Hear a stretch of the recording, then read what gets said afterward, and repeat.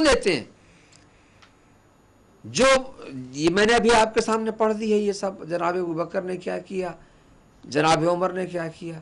چلیے بعد میں اگر انہوں نے پشیمانی کر لی ہوگی تو ہم تو منافق کی آیات کو ان کے بارے میں تو نہیں کہہ رہے ہیں، جن کے بارے میں ہیں. اگر آپ ان کے بارے میں سمجھتے ہیں تو آپ کی مرضی. خواہ مخواہ ہماری طرف تہمت لگا دی جاتی ہے کہ جب بھی ہم صحابہ کا نام لیتے ہیں تو مراد یہی 2-3 حضرات ہوتے ہیں. بھائی اور بھی تو منافق تھے، ان کی ایک لمبی فہرست ہے کہ جن کو قرآن مجید نے بیان کیا ہے، کسی حدیث نے بیان نہیں کیا، شیعہ سنی محدث نے بیان نہیں کیا، بلکہ قرآن کلام الہی نے بیان کیا ہے. لہذا اگر ان صحابیوں میں سے بھی آپ کے معیار خلافت اولی الامر کے بارے میں کہوں گا، اگر آپ اسی معیار پر ہی کہتے ہیں تو پھر جو بھی اس معیار پر یعنی جس کو لوگ بنا لیں گے وہ بن جائے گا، تو وہ آپ کو ماننا پڑے گا، خواہ وہ خالد بن ولید ہی کیوں نہ ہو کہ لوگ مان لیتے ہیں. یہ تو اور بات ہے نا کہ حالات نے ایسا کیا ہے. میں موضوع خلافت پر ان قریب آنے لگا ہوں، نس کے موضوع پر آنے لگا ہوں. مجھے افسوس ہے کہ ہم نے بہت دیر سے جواب شروع کیا، ورنہ ہم طابق النعل بالنعل ساتھ ساتھ چلتے رہتے تو پتہ چلتا کہ جواب کیا ہوتا ہے. لیکن آج کل بڑے شد و مت کے ساتھ حدیث کرتاس کو بیان کیا جا رہا ہے، پھر پلٹ کر نہج البلاغہ کا حوالہ دیا جا رہا ہے. میں بیان کر چکا ہوں کہ نہج البلاغہ سے ان کا مقصود ثابت نہیں ہوتا. یہ بیچارے کوشش کر رہے ہیں اچھل کود کر بڑے شور مچا کے تاکہ وہ لوگوں کو یہ بیان کریں کہ نہج البلاغہ ایسا مقدس کلام ہے، اس کا ایک خطبہ پڑھنے کو جی چاہتا ہے. اس میں کسی خطبے میں ان کے مقصود حاصل نہیں ہوتے، تعویلیں کرتے رہتے ہیں بیچارے، الفاظ کو بدل کر کبھی اس کا معنی کرتے ہیں کبھی اس کا معنی کرتے ہیں. یہ صحیح نہیں ہے. بالکل صاف و شفاف مسئلہ ہے، اس میں بحث کر رہے ہیں، تحقیق کر رہے ہیں، ریسرچ کا کام ہے. ضد کا کام تو ہے نہیں.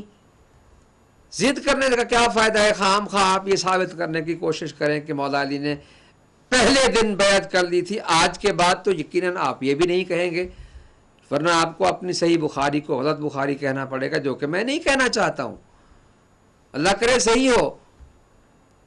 لہذا ہمیں یہ ماننا پڑے گا کہ بیعت نہیں ہوئی، 6 مہینے کی روایت نہ آپ نے مانی نہ ہم نے مانی.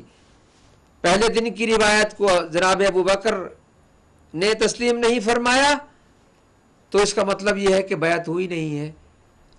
اب کرتاس کی بحث پر جب آؤں گا تو ایک لفظ کا وہ جواب دوں گا کہ آپ کی اپنی کتابوں سے آپ شرمائیں گے کہ ہم نے یہ کن کتابوں کا نام لے لیا ہے.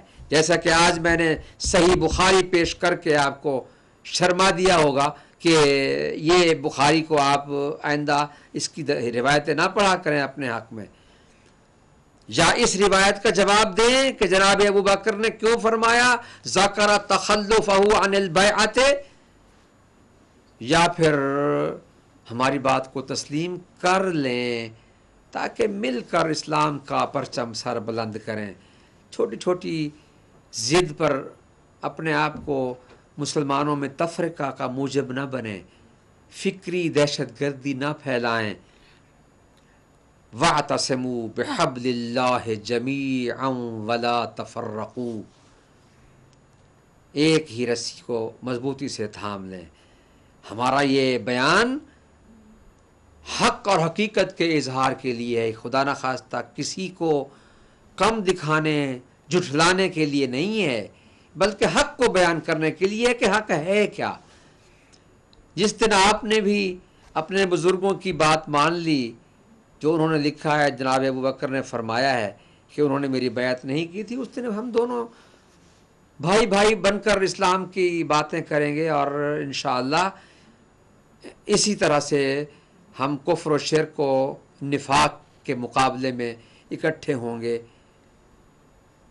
تاکہ ہم قیامت کے دن پیغمبر اکرم کی بارگاہ میں صلی اللہ علیہ وآلہ وسلم کی بارگاہ میں سرخرو ہو کر پیش ہو سکیں. خداوند عالم ہم سب کو حق سمجھنے اور حقیقت کو تسلیم کرنے کی توفیق عطا فرمائے، اور ہمارے ضدی بھائیوں کو اپنے ضد سے ہٹ کر اس حق کی طرف آنا چاہیے جس کا رسول اللہ نے فرمایا تھا، الحق مع علی و علی مع الحق، حق علی کے ساتھ ہے اور علی حق کے ساتھ ہے۔ انشاءاللہ کل پھر آپ کی خدمت میں ناظرین کرام حاضر ہوں گے، اس وقت تک کے لیے دعاؤں میں یاد رکھیے۔ والسلام علیکم ورحمۃ اللہ وبرکاتہ۔ بسم اللہ الرحمن الرحیم۔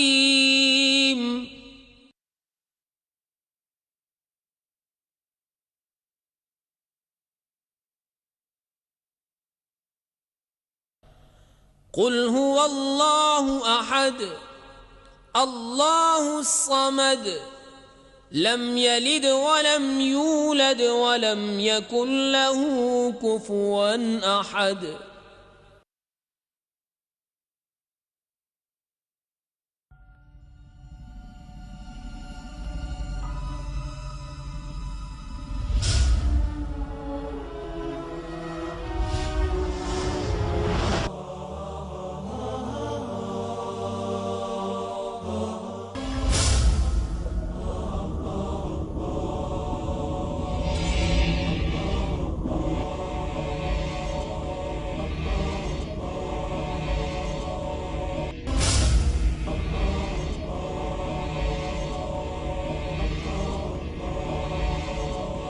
اللهم صل على محمد وآل محمد اللهم صل على محمد وآل محمد لا إله